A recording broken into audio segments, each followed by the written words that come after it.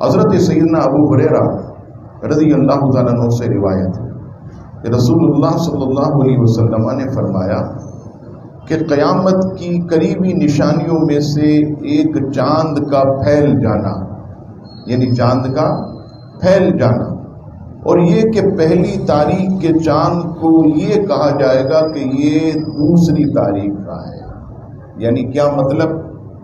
آج بھی آپ دیکھیے، جیسے مثال کے طور پر اگر آج مغرب کے بعد چاند کا اعلان ہو جاتا تو آج تو ہمیں اتنا آسانی سے نظر نہیں آئے گا، لیکن کل جو ہے لوگ جب دیکھیں گے تو کہیں گے یار چاند تھوڑا بڑا تھا، چاند جو ہے وہ بڑا تھا، مولویوں نے ڈنڈی ماری۔ یہ دوسری دیکھیں، اللہ کے رسول 1400 سال پہلے فرمایا کہ ایک فرمایا کہ یہ قیامت کی نشانیوں میں سے، اور دوسرا الفاظ اللہ کے حبیب کے کہ لوگ یہ کہیں گے کہ یہ تو دوسری تاریخ کا چاند، یہ تو دوسری تاریخ کا چاند۔ اور کبھی آپ سوچئے، اچھا لوگ یہ کہتے ہیں عموماً، ارے مولانا صاحب کب لا رہے ہیں چاند؟ آپ یہ دیکھیے آ کر کے کب لا رہے ہیں؟ تو بھائی ہم تھوڑی لاتے ہیں، چاند نظر آئے گا تو کمیٹی اعلان کر دے گی، ہمارے ہاتھ میں ہوتا تو پھر تو کیا ہی بات ہوتی۔ اور پھر بعض لوگ جو روڈوں پر بیٹھے ہوتے، جن کو علماء کی عزت نہیں، جن کو دین سے دوری، وہ کیا کہتے ہیں، ارے مولویوں کو نہیں جانتے، یہ کہیں سے بھی آج لے آئیں گے، یہ کہیں سے بھی لے آئیں، اور پھر لطیفے بھی چلتے ہیں اس کے اوپر، کئی چیزیں آپ دیکھیے۔ میڈیا تو بالکل آزاد، مادر پدر آزاد ہم اس کو کہتے ہیں وہ۔ اور عزیزان گرامی، پھر آپ دیکھیے کہ لوگوں کی زبانیں، یہاں پر بہت احتیاط کرنا چاہیے۔ آپ بتائیے اپنی عقل سے کون ایسا بد نصیب ہوگا جو کروڑوں مسلمانوں کے روزوں کا قیامت کے دن جواب دے سکتا؟ کوئی نہیں۔ کون ایسا بد نصیب کہ جو کروڑوں لوگوں کی تراویحاں اس کا قیامت کے دن حساب دے؟ کوئی ذمہ داری نہیں لے گا۔ تو کیا ضرورت ہے کسی کو کہ کوئی ڈنڈی مارے گی کمیٹی؟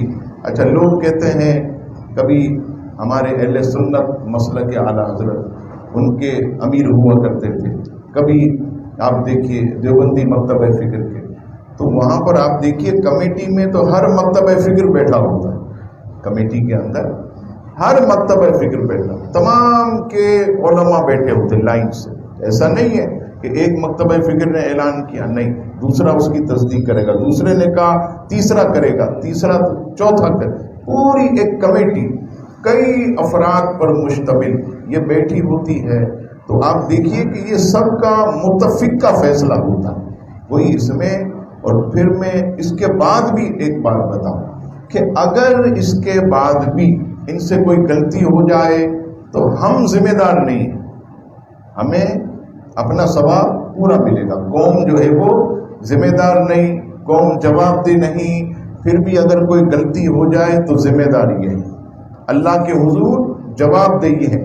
جب اتنی بڑی بات ہے تو پھر ہم کیوں علماء کے بارے میں باتیں کریں کہ چاند لے آتے ہیں؟ ابھی مجھے بتا رہے تھے مفتی علی اصغر صاحب کے بارے میں لوگوں نے کتنی غلط باتیں، حالانکہ وہ اپنا پوائنٹ آف ویو بتا رہے ہیں، یہ نہیں کہہ رہے کہ چاند نظر ہی آ جائے، ایک پوائنٹ آف ویو بتا رہے ہیں۔ ایک بہت بڑی عالمگیر تحریک کے نمائندے اور اللہ سے ڈرنے والے، عشق رسول رکھنے والے، کون ایسا کام کرے گا کہ غلط شہادتیں دے گا یا غلط شہادتوں کو قبول کرے گا؟